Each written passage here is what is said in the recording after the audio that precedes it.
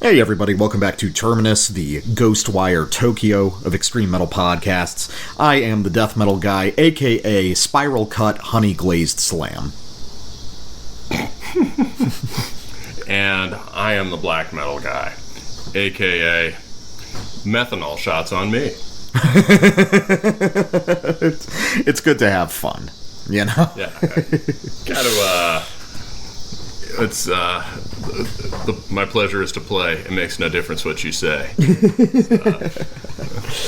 Oh boy.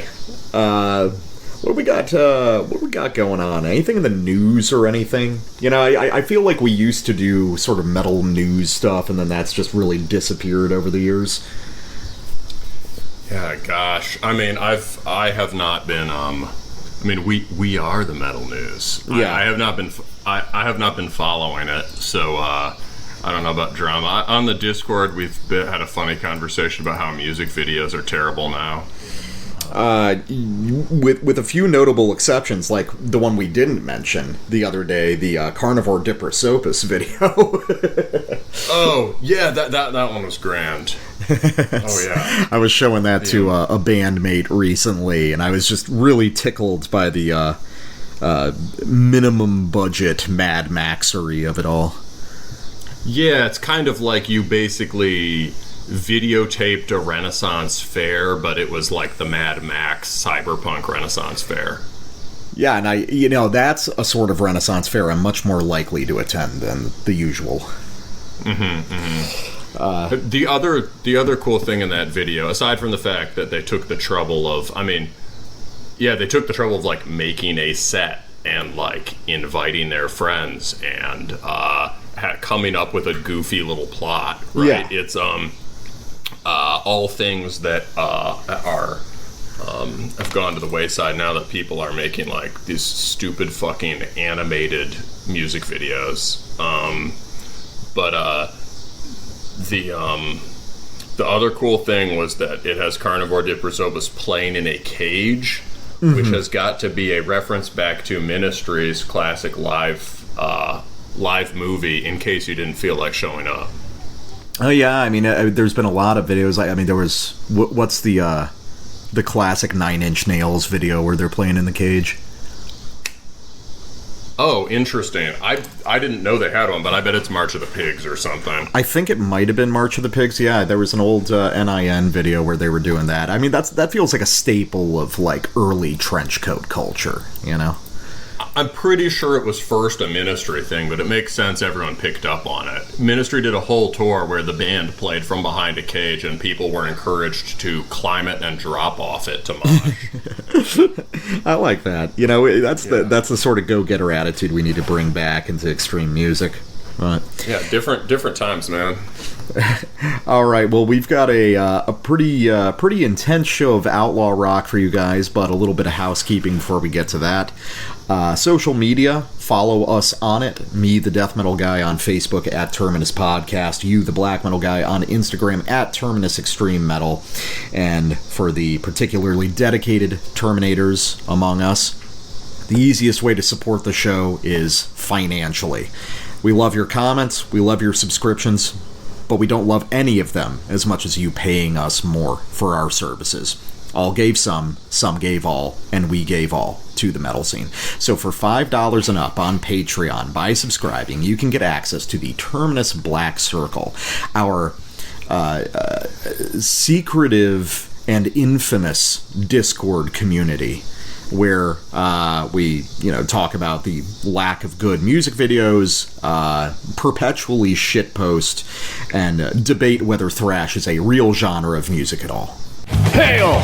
This is Brandon from Cromlech, and you're listening to Terminus.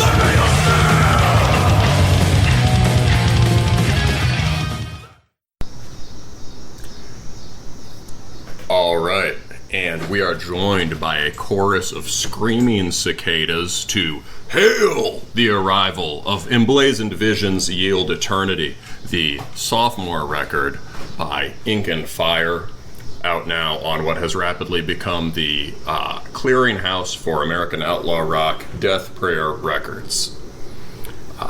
Ink and Fire is a band close to the show, MK is a good friend and a friend of the death metal guy as well. So full disclosure, there's probably some degree of bias here, but we express our friendship with nakedly critical opinions and overt hostility. So, but no, this record is great, and it is. It follows pretty logically from Execution of Spirit, which was the debut back in 2022. Feels more recent. I think it was quite late in the year. Execution of Spirit had a very unique sound. It took the characteristic style that MK had developed as guitarist in USBM Legends Finn, and sort of carried it further into bright major key sort of arpeggio screes and kind of ecstatic folk melodies that had one foot in absurd but one foot in a distinctly American kind of tonality. The general sort of vibe there was surprisingly punkish or almost hardcore influenced. I compared it to Japanese noisecore because it sounded like, as you said, it had been recorded in a wind tunnel. Yeah. There was a sort of a howling vortex of noise surrounding the clattering instruments, and there were a lot of driving 1-2 punk beats. Generally shorter songs. It was a very cool exercise in sort of sophisticated harmony and texture, coupled with a real appreciation for noise. And that helped, the noise and the aggression helped offset the fact that some of these melodies were, rather jaunty. Maybe for yours truly.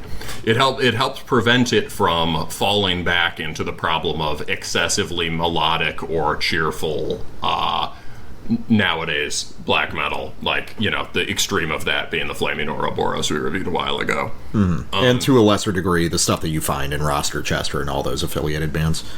Yes, yeah. The excesses of that scene and its imitators. It did not sound like Screamo in a bad way or a good way. This one is a pretty natural progression from that. MK described his songwriting for the first one as very spontaneous. He called those songs kind of riff skirmishes, which is a nice way of putting it. Even the longer tracks on there, I don't know if you remember, but they had kind of the longer tracks had kind of a soon-up for riff salad vibe to them. Yeah. Right? Yeah, just really, really crazy riffs sort of ricocheting off each other. Emblazoned Visions is much more thought through and composed, riff by riff, song by song. The songs are generally a little bit longer and certainly more structurally complex, and I think a greater selection process has gone into the riffs. Accordingly, the production has also been dialed in. This is there's still a considerable amount of ringing noise here, but it's not a noisy record. You could no longer compare this to Spending Loud Night by Confuse. It's a much clearer sound, and that goes hand in hand with the Solar aesthetic here, which privileges clarity of form and manly good cheer. So, works for me. Personally, I might like a production I might prefer it to be either noisier or cleaner, but we can talk about that, later. So that's a general sense of what's going here. What's going on here. The songs are great. It's difficult to talk about one of them without talking about all the rest. And there's a lot of the record, I think, stays strong throughout. But Death Metal Guy, what did you think? I ended up enjoying this a lot more than the first one. I wasn't really negative on the first one, but the production was definitely a barrier for me. My logic just being that this is a band that's clearly largely about really complex lead guitar work and, complex harmonic arrangements. But so much of that was getting hidden by that sort of wall of noise style in the production of the first record that it just felt like at certain points, it felt like I was only listening to a portion of the record, and the rest of it was just kind of getting occluded by that. So the much cleaner and more straightforward production on this one, I think, is a big win. And it gives me a little bit more of a peek into what's really happening under the surface. As you pointed out, on the first record, there is a sort of deliberately off-the-cuff quality to some of the songwriting, and here that's certainly been pared back. These songs are basically as minimal, so to speak, as the tracks on the first record, but I just feel like they tend to have more decisive kind of arcs and climaxes to them. And that appeals to me too. The sort of understated rock sensibility of this material comes out a lot more on this record. Not to say that this is like black and roll or even that it substantially sounds like rock music, but clearly that MK is going to the well of maybe older rock music as maybe an informing structural idea. So yeah, all that being said, I really ended up enjoying this a lot. I think this will probably end up on my end of year list, where the first one did for you but didn't for me. And I think that it's really interesting to be able to listen to this project with the cleaner production where some of the influences or potential influences become more clear. And I don't think that... I would argue that what MK's doing here is certainly outlaw rock, but it doesn't fall neatly into the sort of like rough traditions that we're seeing established. You know, it's not really doing the Old West Grave Pilgrim thing that's really related to like Galal bands, nor is it doing the more like emo and hardcore inspired stuff defined by Old Dewan Gash and those bands. This strikes me as something more straightforward, maybe slightly in keeping with like Gilal's logic on guitar, but almost an effort to make a sort of American folk metal.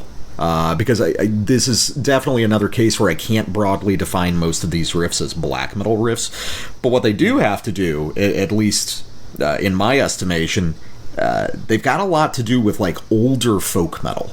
From the 90s, before that tradition was fully established and sort of like corrupted into plastic pop music as it is today. But the earliest strains of that really breaking away from black metal, and it seems to me that MK's done a record that's sort of like one of those late 90s records, but played at double speed and with a suitably updated aesthetic for 2024. Well, I think I see what you mean. We will get into it more as we get into the samples.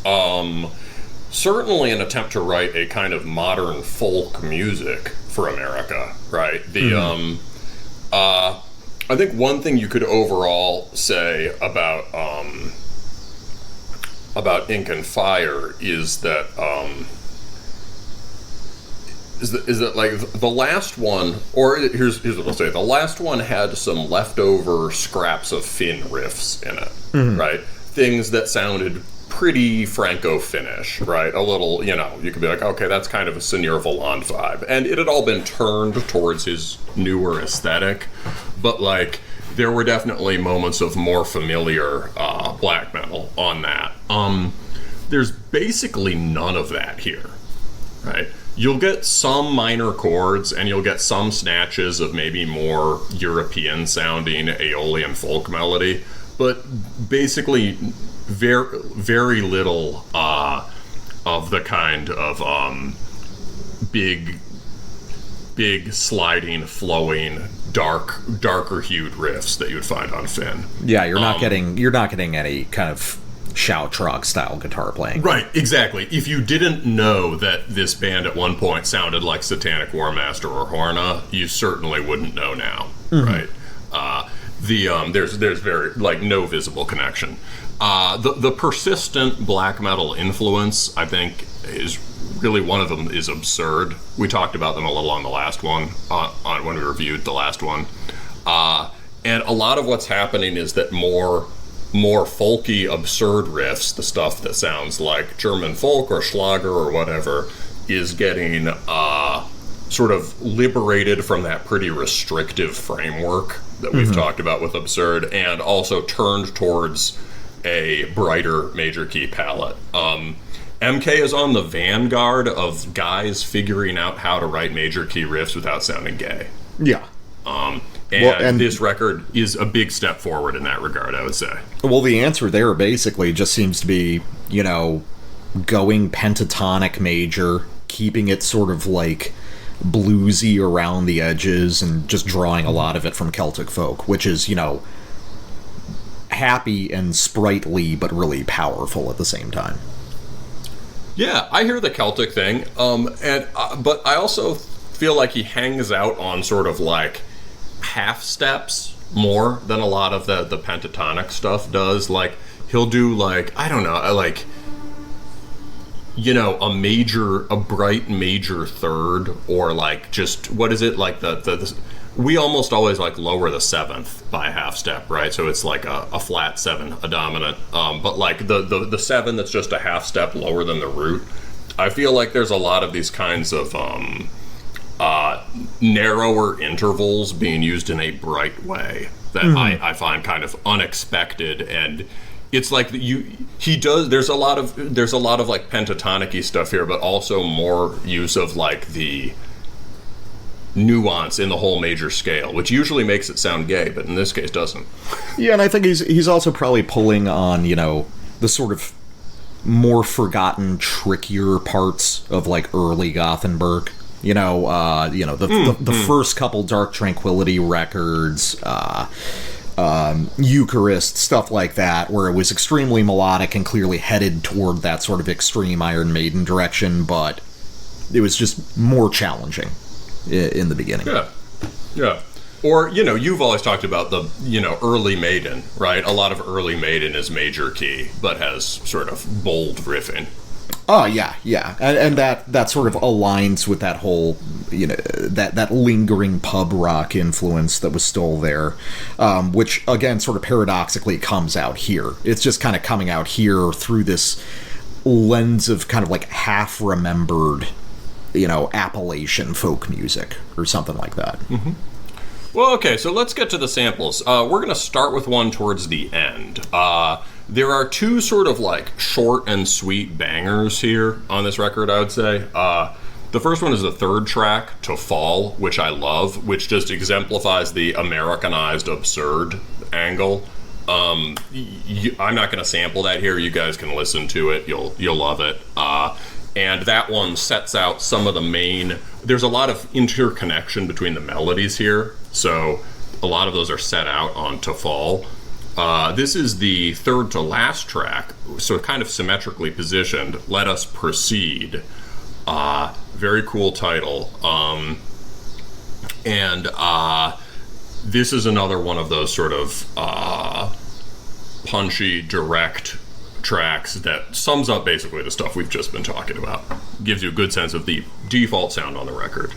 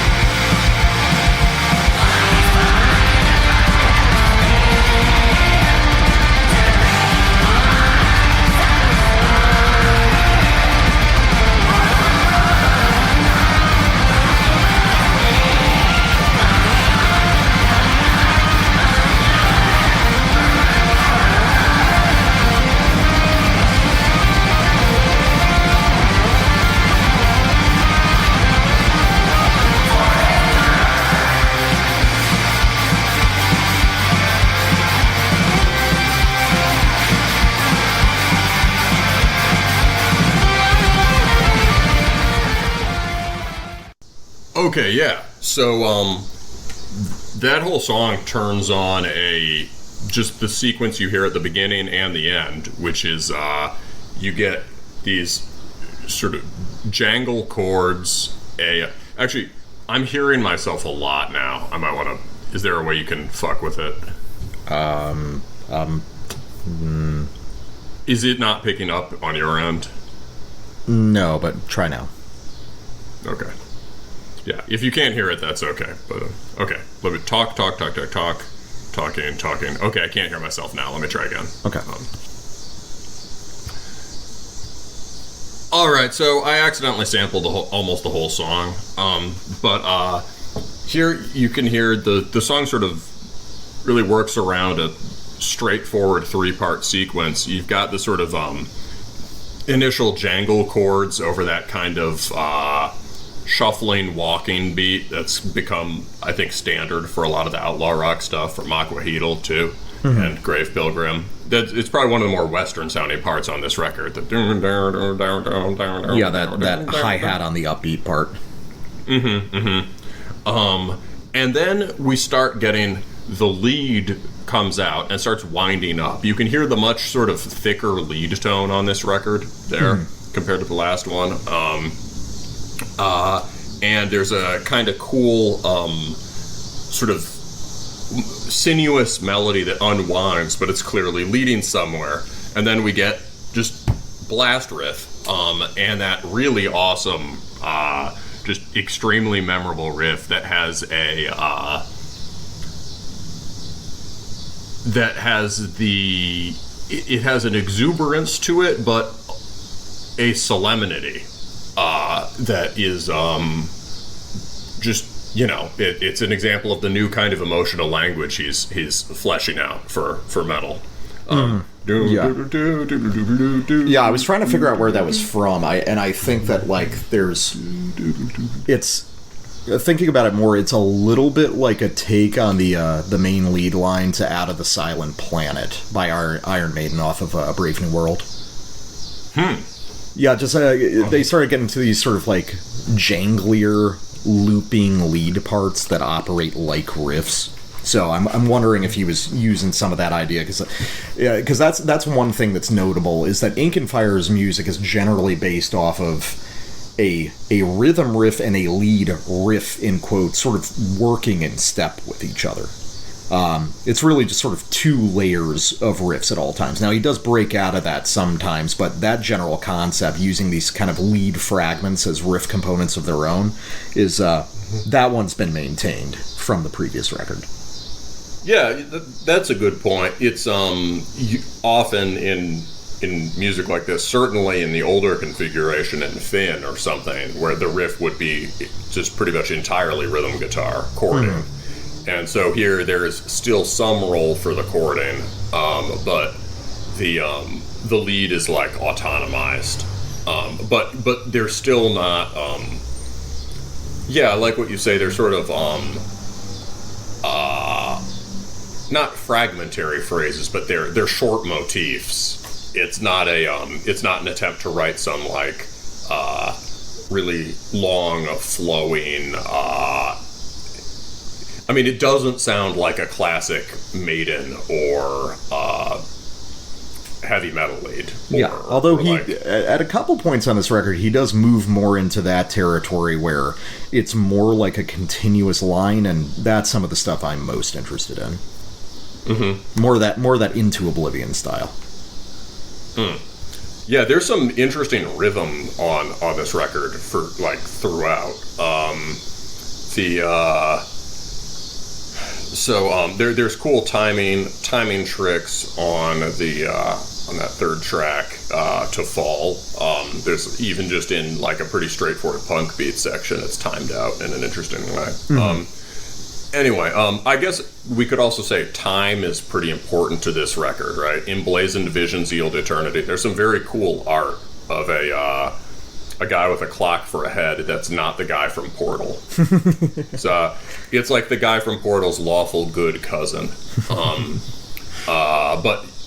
But yeah, sort of a concern with the passage of time and the passage into eternity. So I think you can hear that in some of the music.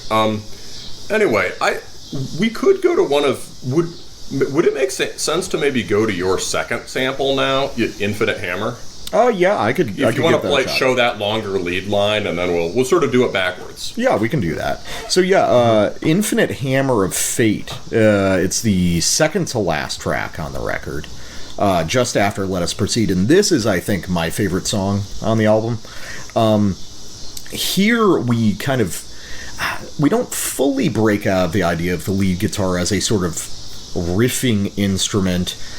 But MK plays a little bit faster and looser with the structure here, where you'll hear kind of a looping lead motif, but then as verses start, it really starts to slide out on its own and operate more like a traditional solo. And I think that those are some of the most exciting moments on this record, where the lead guitar has a position that is prominent but kind of amorphous, and it can be fulfilling very different sorts of tasks at various points in the song. I think that's really exciting. I think there's a lot of potential for highly unusual things to occur within that framework. And just as a result, I think this is easily my favorite on the record.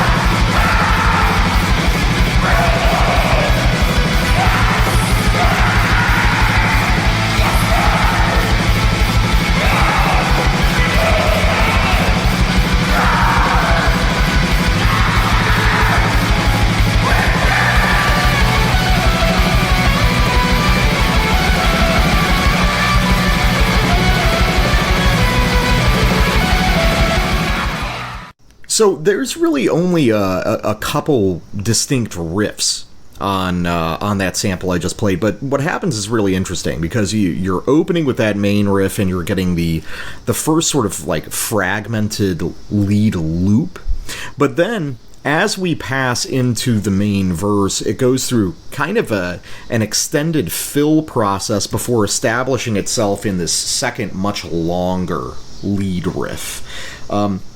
And then over the course of that passage, where it plays 4 times this extended segment, you start to notice that there's variations piling up every single time. And it's actually composed of what sounds like 2 lead guitars that are fluctuating a little bit in intervals between each other as that section progresses.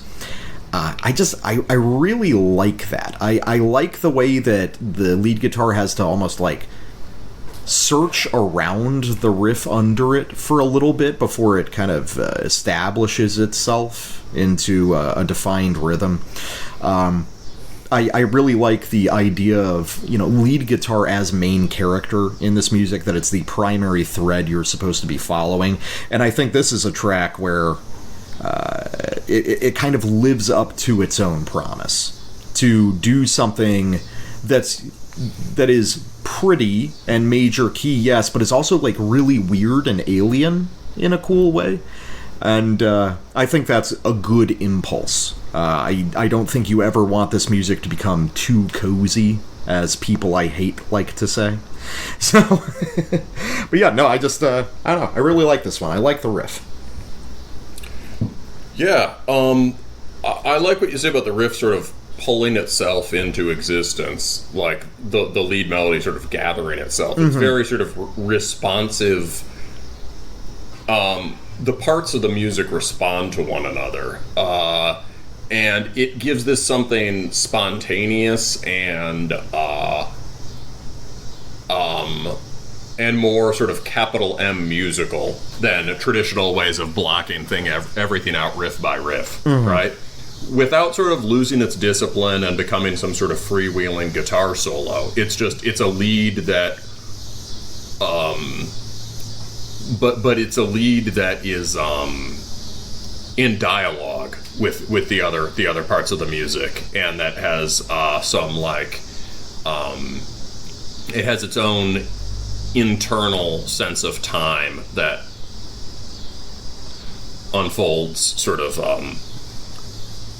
in the way it takes a minute to get going and sort of gathers itself. You have to follow this process playing out rather than just here is the lead delivered as a single unit. Yeah. And I think that in terms of maintaining the spontaneity of the first record, I think that's a good place to keep it. Is, within the way the lead guitar moves around, less so in the sort of like immediate, here's a riff, here's a different riff quality of the first record. I think this manages to like maintain a strong narrative structure, but still leave room for one of the things that made the first record really novel and interesting. Right. There's an expressiveness to it. I mean, the melody is a beautiful and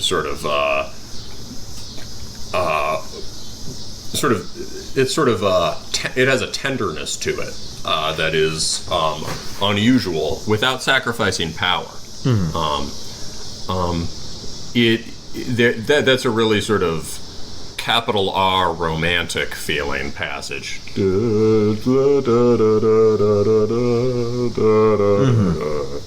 You'd have to compare it to I could see how something like that might be influenced by the anti-Messiah stuff, but also just like older German black metal like Odal or Nagelfar. And I think also... I don't think it really sounds like that stuff, though. That's sort of modern German friendly cat stuff. No, I think it sounds more like Odal or Nagelfar, where you have these kind of neoclassical romantic riffs. But also sort of the Ukrainian stuff in the background. And, I've tried to sort of downplay the direct connections to black metal here to emphasize its sort of newness and the different mood. But this record does have some more... even as it moves further away from, say, the Franco-Finnish stuff, it brings back in certain other kinds of, like, highbrow black metal references that were really not in the picture in Finn, or even on the last record. So the first track to this record, Emblazoned Visions, Yield Eternity, that's just the title track. Really, this one has none of my favorite riffs, and it probably won't have anyone's favorite riffs, but it has sort of seeds of many of the core melodies. It's kind of like an overture, really. It's also the longest track on the record. And you might be able to hear some Ukrainian or at least Slavic stuff here. It starts out by running through 3 or 4 variants on a single idea, one of those little looping lead fragments, and then moves into a much more sort of a protracted section where the music kind of loses form and then rebuilds itself in a really cool and carefully plotted out way. This is very different from the riff skirmish approach of the last thing. So I think we're going to start at the end of the sort of the lead-in section with a riff that is a little bit jaunty for my taste, but I think it's earned.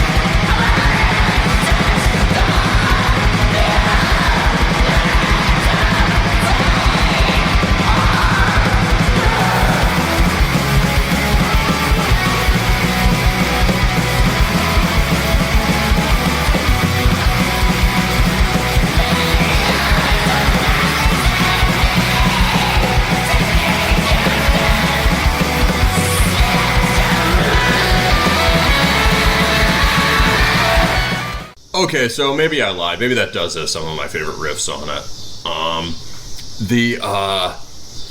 That was so cool. So at the end of the section, you can hear him setting up one of the more sort of riffy leads, and that sort of and you get that more sort of propulsive punkish feeling through the rest of the track. But the centerpiece of it is that long passage of blasting. That's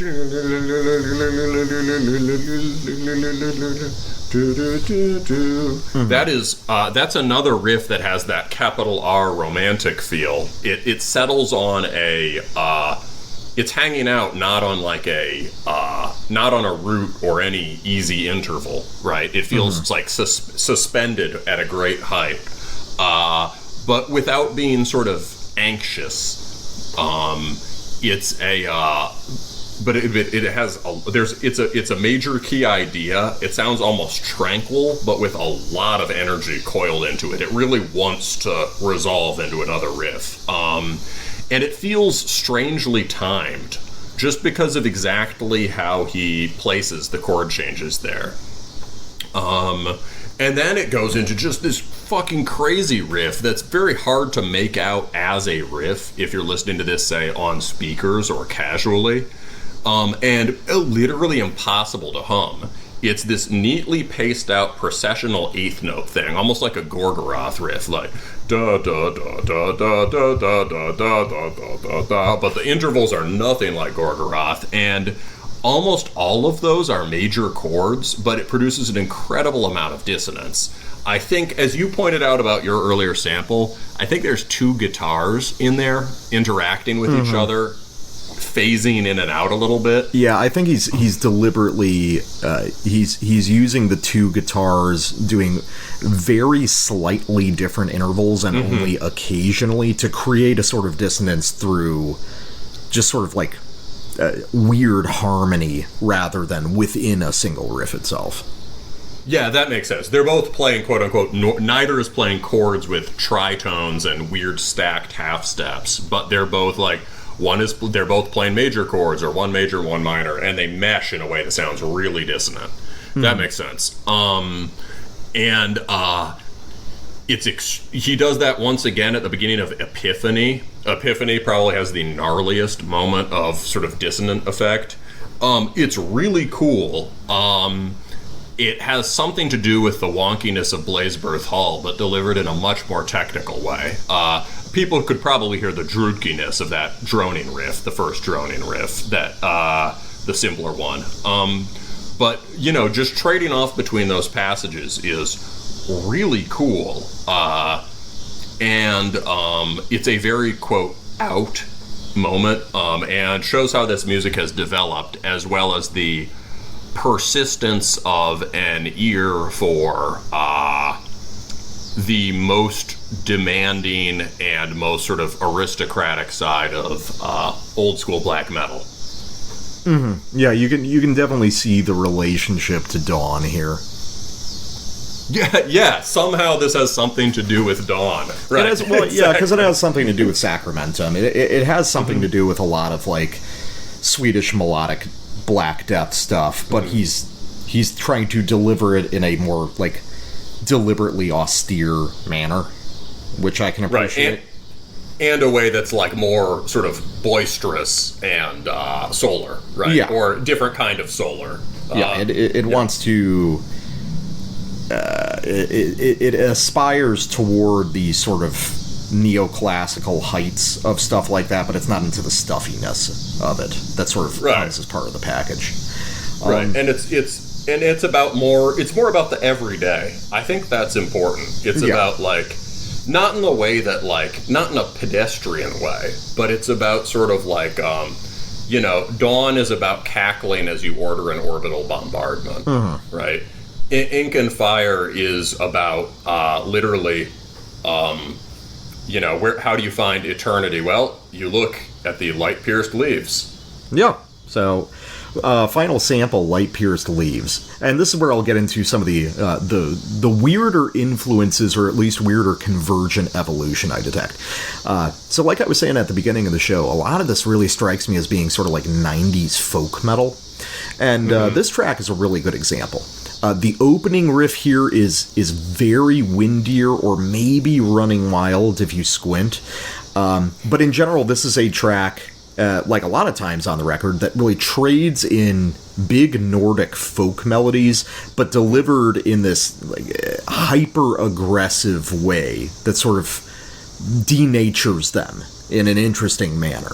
It's kind of hard to tell that these are pretty straightforward folk melodies because they're played so quickly and so intensely with such weird harmonization.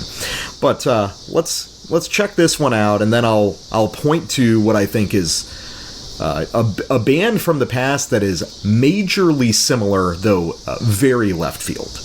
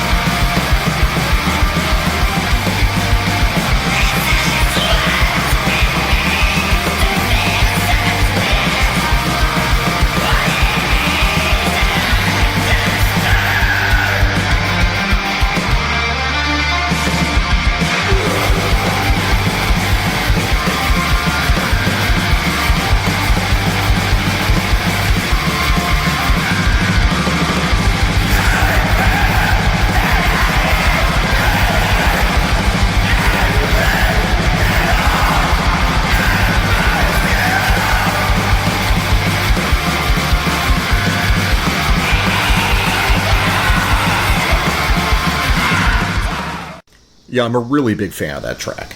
And I like how this one, more than a lot of the other songs, I think, weaves in its sort of like big and jaunty and more kind of tense and dark moments. I think it weaves it together in a really organic, really satisfying way. I think this is one of the most sophisticated songs structurally, just in the way that it progresses melodically. And I think the part of that has to do with the willingness to sort of lean on relatively unadorned traditional folk melody. I think that sort of gives MK the bandwidth to play around a little bit more structurally when he's not quite as concerned about, like, how do I fuck up the harmony of this thing in a really interesting way.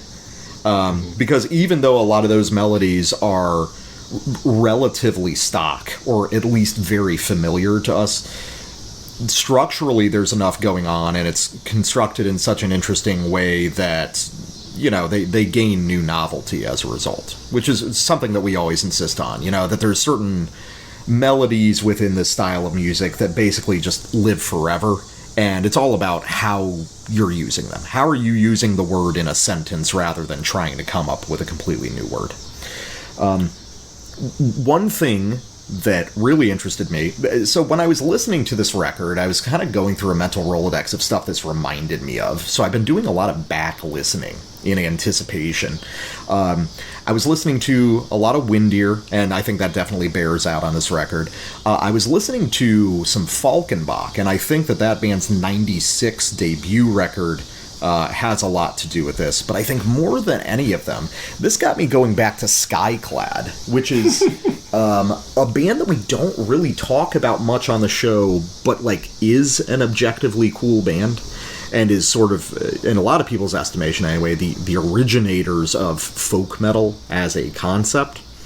So, just as a reference point, I wanted to pull something from old Skyclad. So, I'm going to go to their fourth full-length record, Prince of the Poverty Line, which is from '94. And this is, the first couple records feel like Martin after Sabbat kind of navigating what he wants to do. They're thrashier, they're heavier.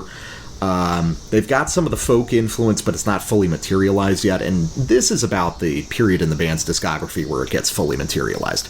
So let's listen to just the first minute of a track called Sins of Emission. Now, to understand where I'm coming from, we're going to have to discount some of the obvious aesthetic differences here, but I'd like anyone listening to pay attention to the role of the fiddle in this track, and how similar it seems to function to the way that MK uses lead guitar in Ink and Fire.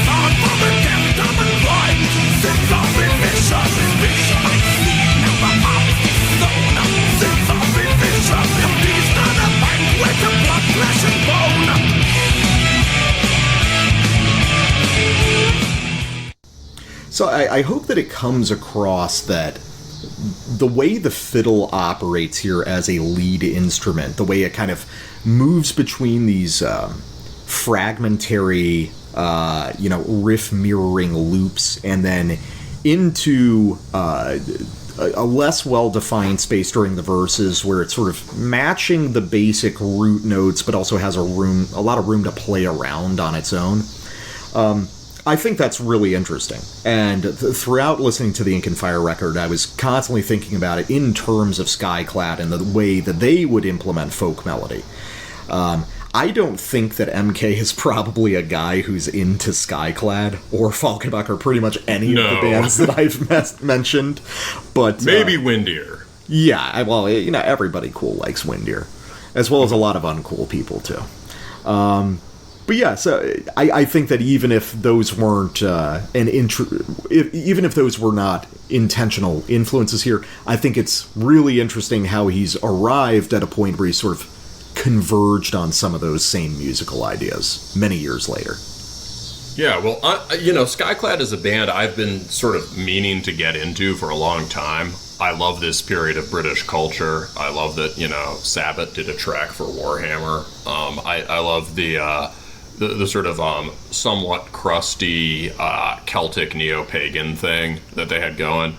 But I had never really heard Skyclad until now. That track rips. And the thing that struck me as similar, I can definitely hear what you mean about the violin, or the fiddle, rather. Sorry, the violin. But along with that, there's a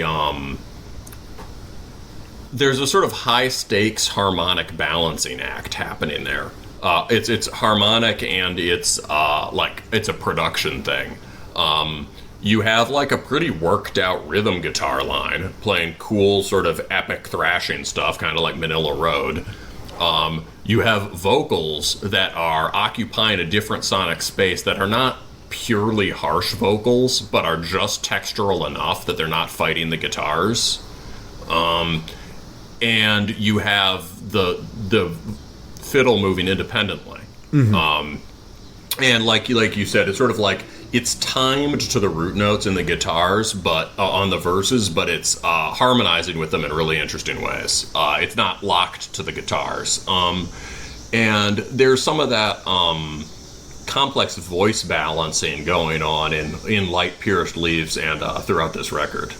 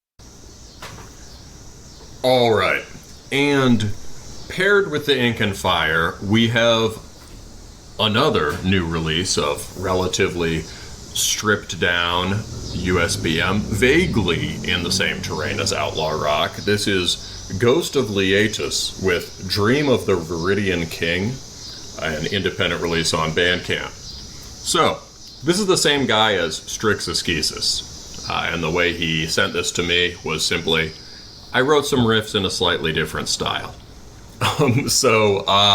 This is, if you're looking for this record, it's on the Strix Askesis Bandcamp.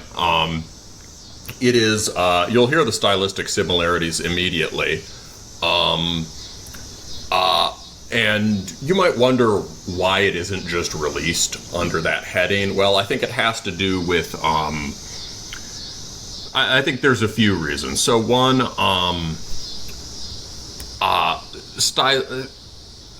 stylistically, right, Strix Askesis is a really just sort of innovative, singular take on the whole outlaw rock thing, right? The last record, Becoming Thunder, was one of our favorites of 2023. Mm-hmm.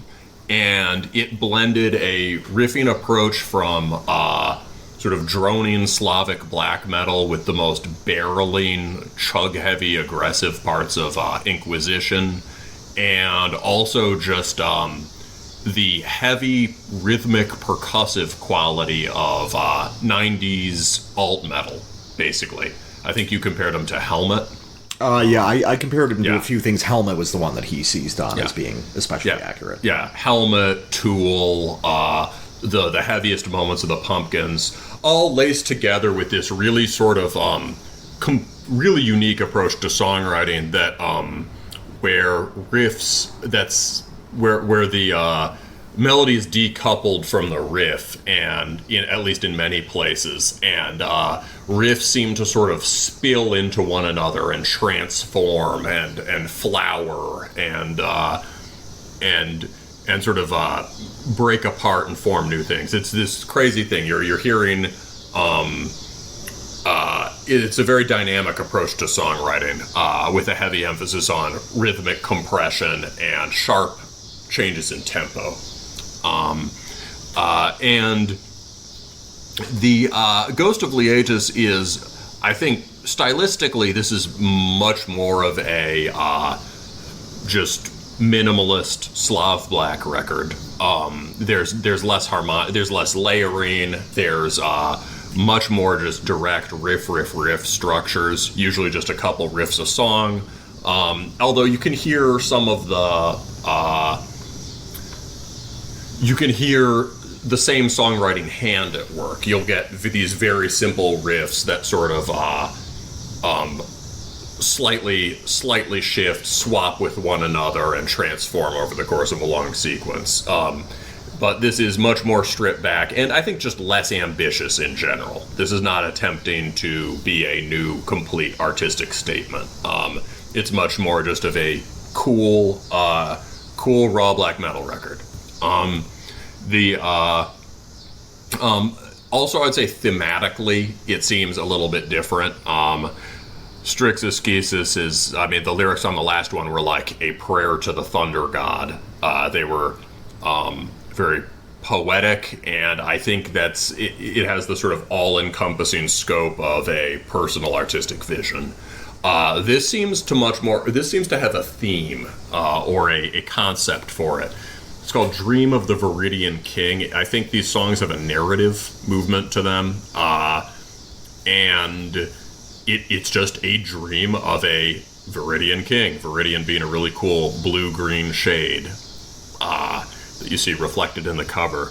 Apparently, also, there's a World of Warcraft character called the Viridian King, and he's a bunch of green crystals. So maybe this was an actual dream the guy had that some sort of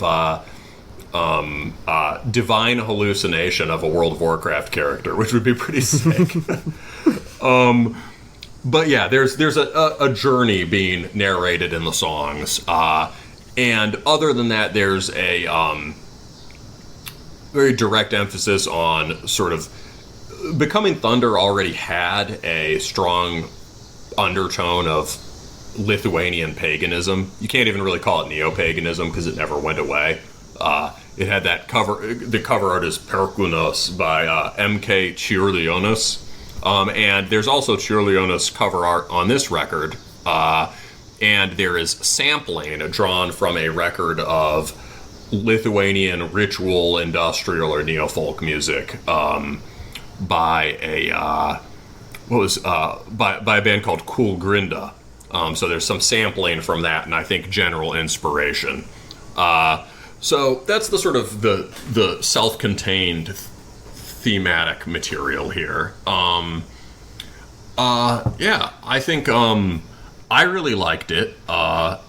Which is just makes sense. I fucking love everything this guy does. Death metal guy, you had some different feelings. Yeah, I don't really like it. Yeah. Yeah, so like you were saying, the Strix Askesis from last year was one of my favorites of the year too. I'm still listening to that, and I think it's great. I think that this is more different from Strix Askesis, maybe than you feel it is. And nothing that you said was incorrect, and I might be overly reading into it, but this sounds like a project that this guy is much less comfortable with. Strix Askesis seems to, like you said, it's a very personal work, and it seems to trade in musical idioms that are special to this guy, whereas Ghost of Lietus seems like a deliberate attempt to do something different and to work outside of his comfort zone, which is laudable, but I just think some of the musical decisions aren't great. You say this is very Slavic. Sure, I can see it that way in some of the melodies, but really what this strikes me as is much more like a Hellenic black metal record, especially in how indebted it is to, like, traditional heavy metal and rock music, which is like a really defining quality of Greek black metal to me, is that proximity to trad metal.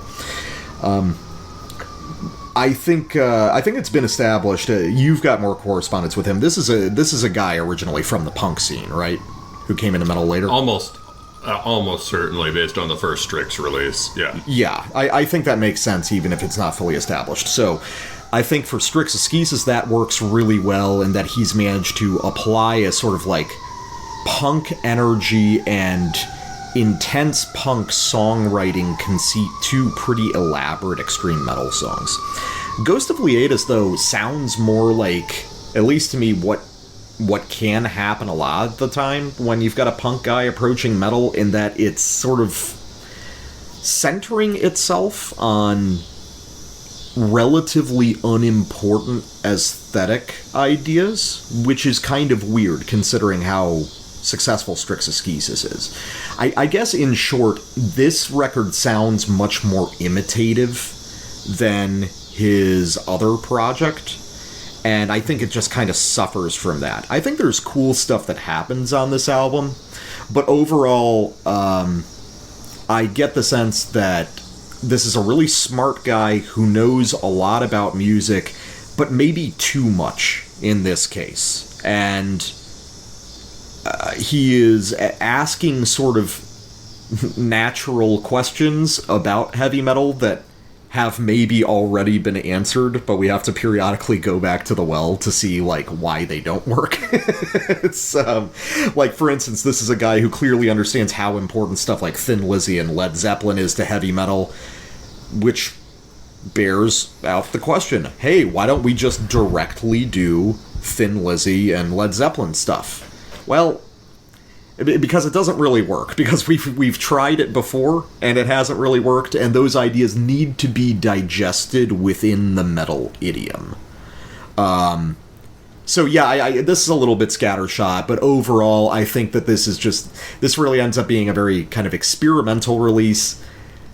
Some of the experiments work, a lot of them don't, and I just think generally he sounds much more comfortable operating as Strix Askesis. Well, you should probably just follow that up with your first sample, because I think that directly I think this fleshes out what you want to say. So my first sample, just off the beginning of the record, the title track, Dream of the Viridian King. I'm going to go to that one, play a couple minutes from the middle. So this song is about half big bombastic intro and about half a short black metal song, so you'll get a minute on either side of each.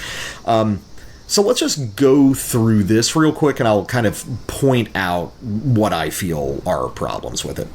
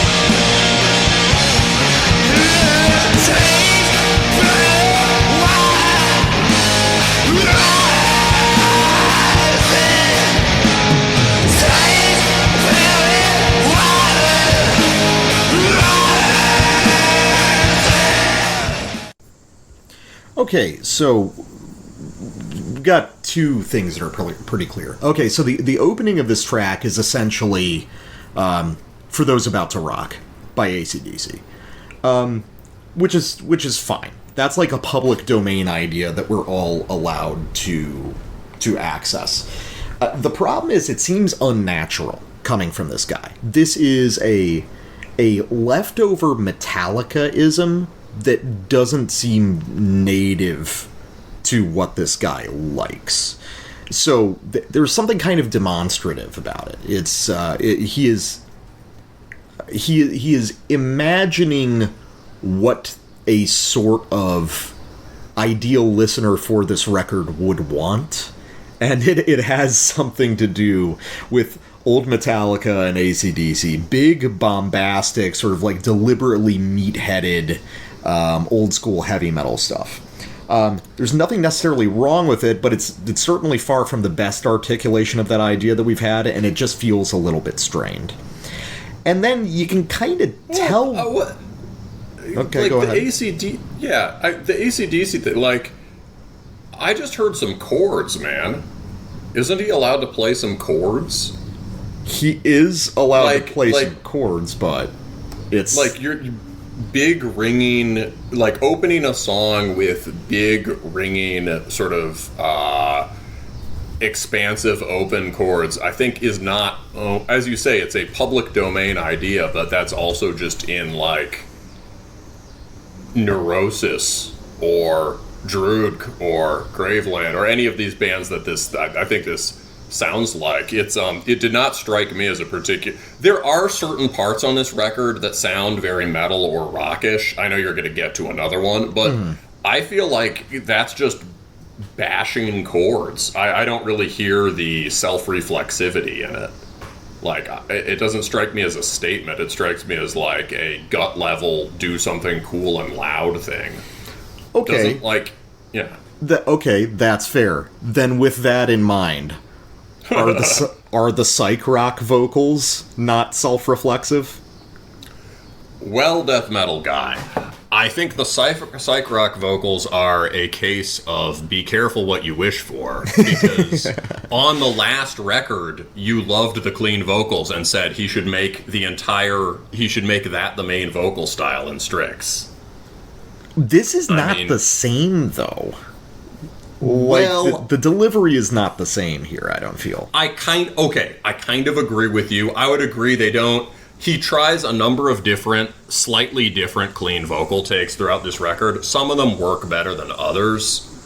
I think he's trying to, make it, you have melody, but it also has to sound kind of unhinged.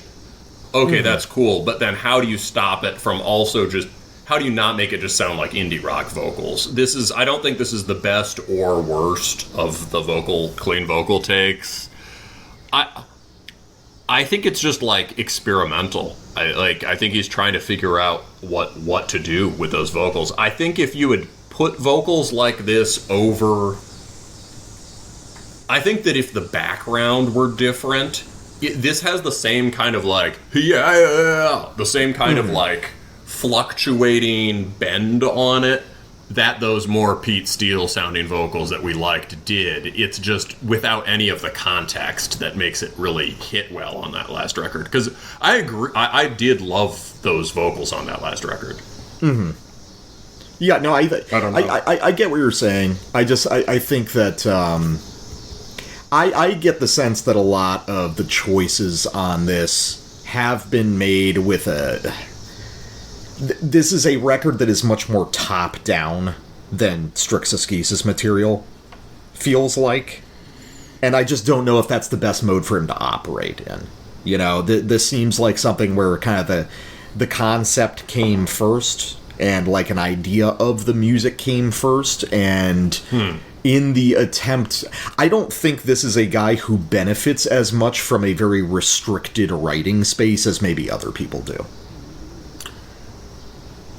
I almost had the opposite feel, that he just was writing some riffs that were way simpler than his normal riffs, and maybe he did have a dream or something, but I think compositionally it feels like these are just sort of shoot from the hip jam room riffs that got arranged, which is maybe why he's taking risks with the vocals. But yeah, obviously I think those vocals are not I wouldn't describe that as awesome. Yeah, that's fair. Okay. That's where I'll meet you.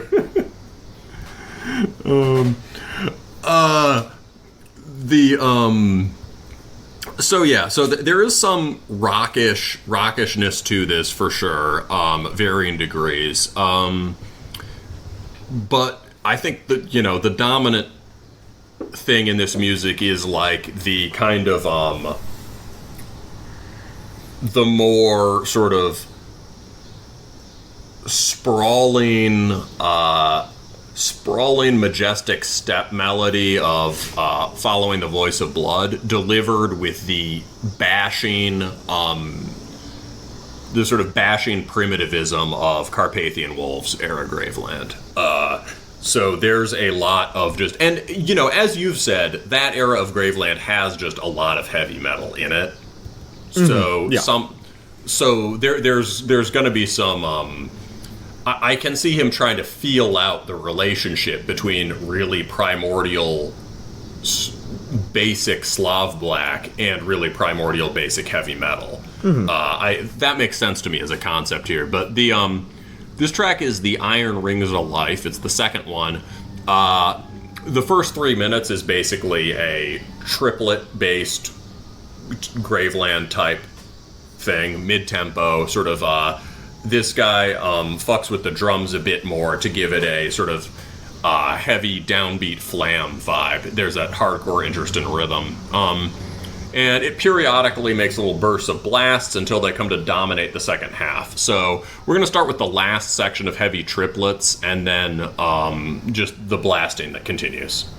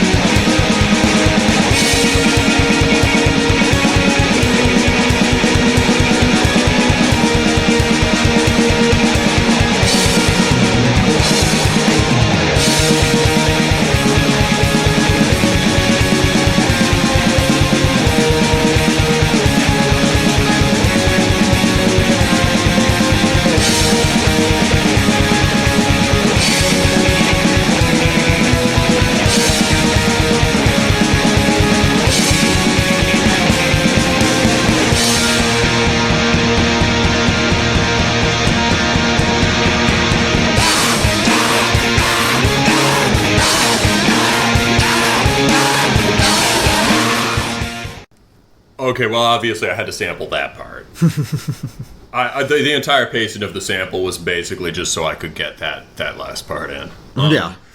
I love this guy's puke vocals, and I love that there are parts where he just doesn't bother with words.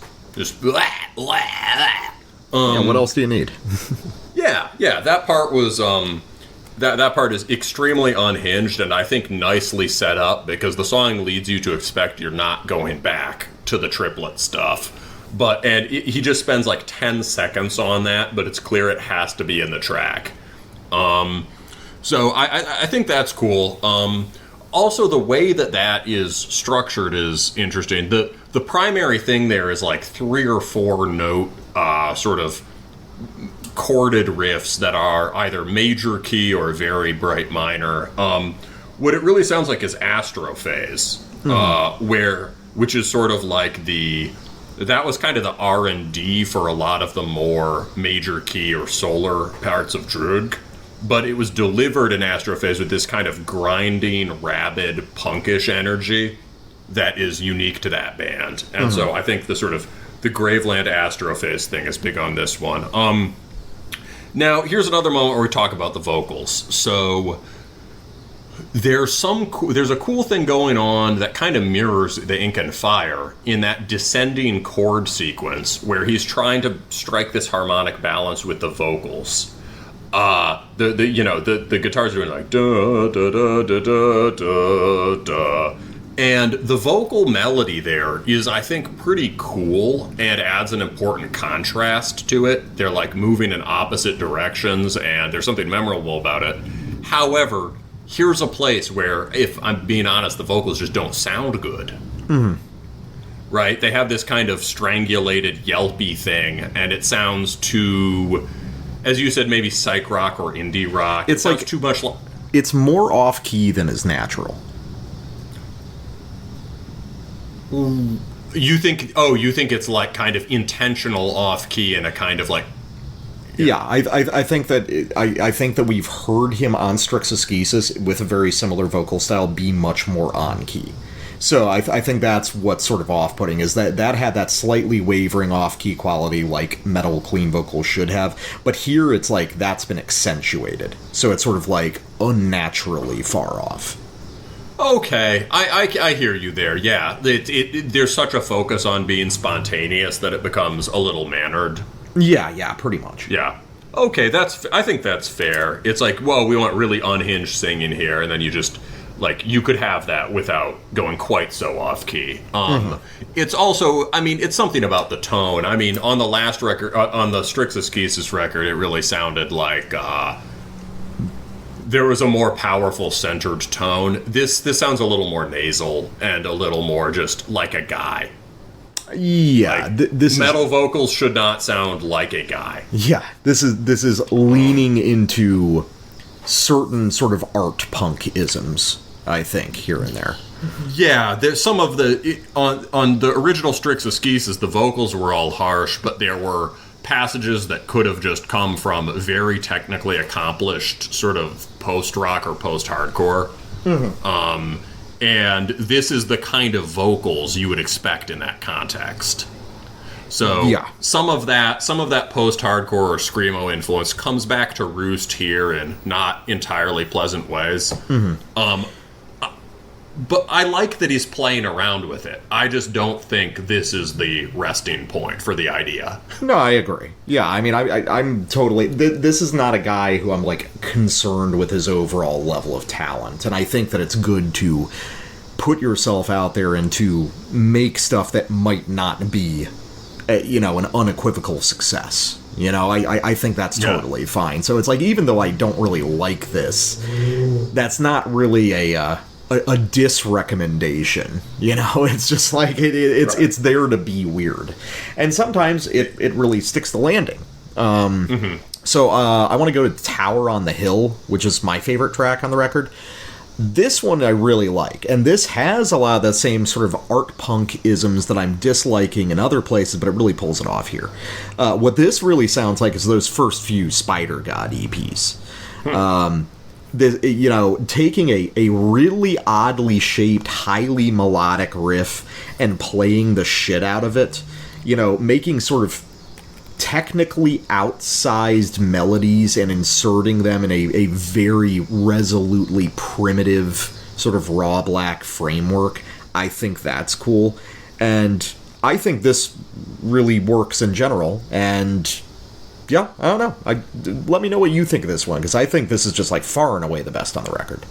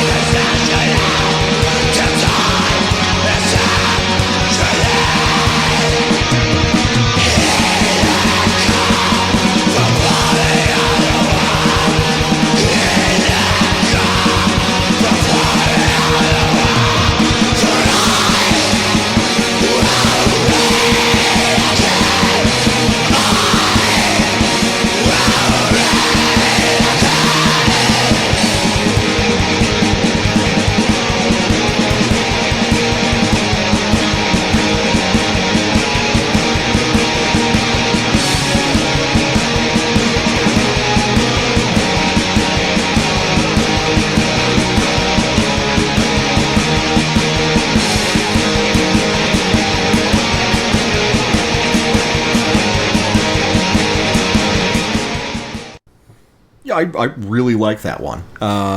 And that one really doesn't sound like Strix Askesis. It's minimal, highly melodic black metal, and it's like it doesn't really sound Slavic to me, like any of that stuff. That's sort of unique. I don't know. I really like that one, and I'm not sure why I like it so much better than the other material. Maybe you have an idea. Well, I think it's probably more complete. This does feel like less... The other tracks do feel more like raw black sketches, and this one does feel more fully worked out. It's, 7 tracks. This is the center. It's called Tower on the Hill. It does sound like there's been more writing poured into this one. The melody, I would say that the chording is, and the simplicity is very Slav black. He's doing some sort of... Well, I didn't have time to figure it out, but there's some sort of chord he's using as his default power chord throughout the record that is interesting. It's like it really... Sometimes it sounds just like octaves, but I think there's something else in there, too. Maybe it's like a fourth plus an octave. Yeah, it might be that, like, power chord plus a minor third thing with a really weird EQ or something. I'm not 100%. Yeah, it's interesting. I mean, so that is like a Slav black thing, but it's not used so consistently in those for those bands. It's very warbling. The thing that sets this apart, maybe from that stuff, is the melody, right? The melody, da da da da da da da da. That's more like British. Yeah, I mean, that's why I was going to Spider God with that. It's like a Maiden melody or a Winterfilleth melody. Or, yeah, Spider God makes sense. Spider God stuff I remember being a lot more complex, but I guess I can hear the Englishness thing. And with the punk roots. And, that's almost a one riff song, right? There's just obsessive reworking of that idea, that very basic heavy metal riff idea. Da, da, da, da, da. Oh, the other thing, The other interesting thing is that the melody is offset from the root a little bit, so it doesn't sound quite as... it sounds more dreamy, right? More dreamy and playful than it might if you did it differently, right? Da da da da da da da da da. There's different ways of playing it. It's another thing that I thought was cool there is the this kind of is the drumming. Do you think this is programmed? This is programmed, but well.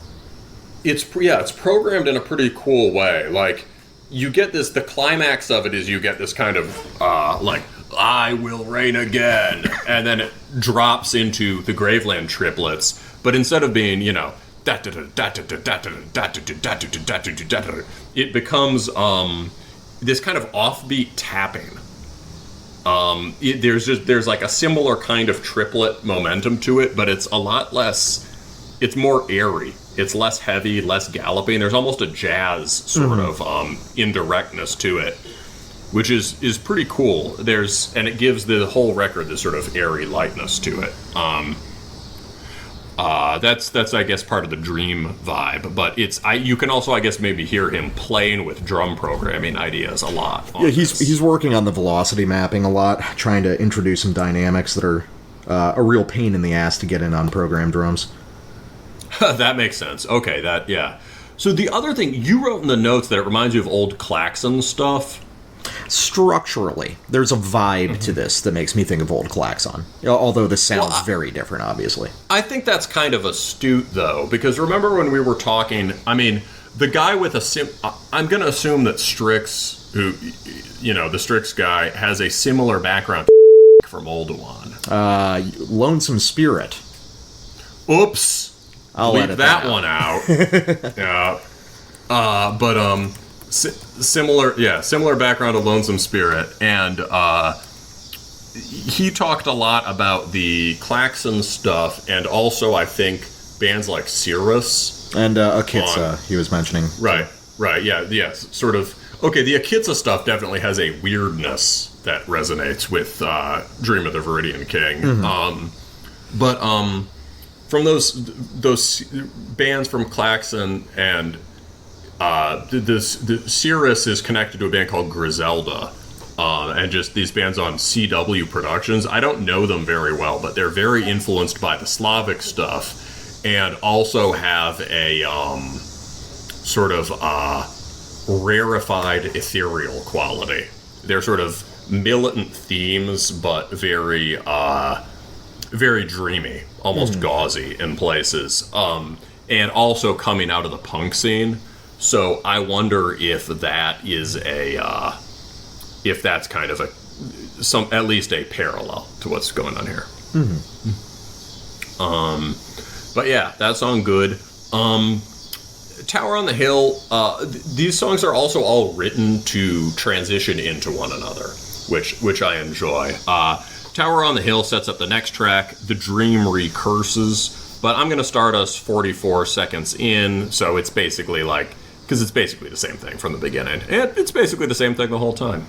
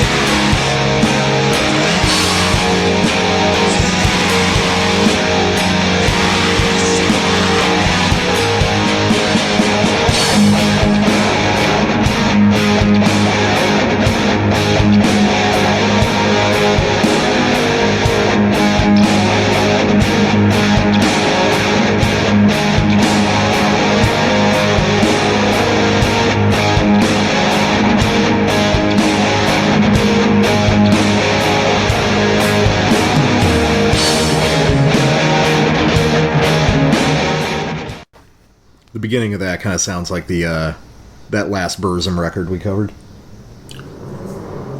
Oh. Yeah, that makes sense. Yeah. Black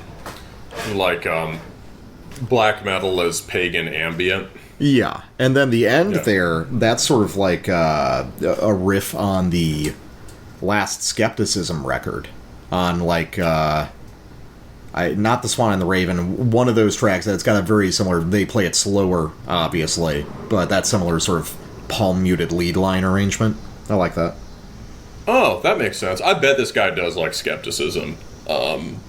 That would make sense. This is obviously my kind of slow, sprawling track. You can compare it to Skepticism, also to... I mean, I think this is one where your heavy metal reference sort of really, really holds up. I mean, this is... I've always talked about how, like, When the Levee Breaks is, like, it's a traditional blues number, but the way Zeppelin performs it is they also make it like a raga and, sort of like an Indo-European Urfolk song. So When the Levee Breaks has one foot in the blues and the other foot in Graveland. And this track, I think, is very tapped into that sort of, to that convergence. You can hear a kind of, raga feel in those spiraling leads there, which never spiral out into sort of like wank, heavy metal wank. The slowly shifted, I like the change-ups too with those lifts in the chords. It also reminds me a lot of the more recent Dresden Streams material with this sort of blend of raga with hardcore chug. But yeah, that's one I like a lot. I think we agree that this is an R&D record that won't be for everyone, but if you're a connoisseur of the things we've been talking about, you should definitely check it out.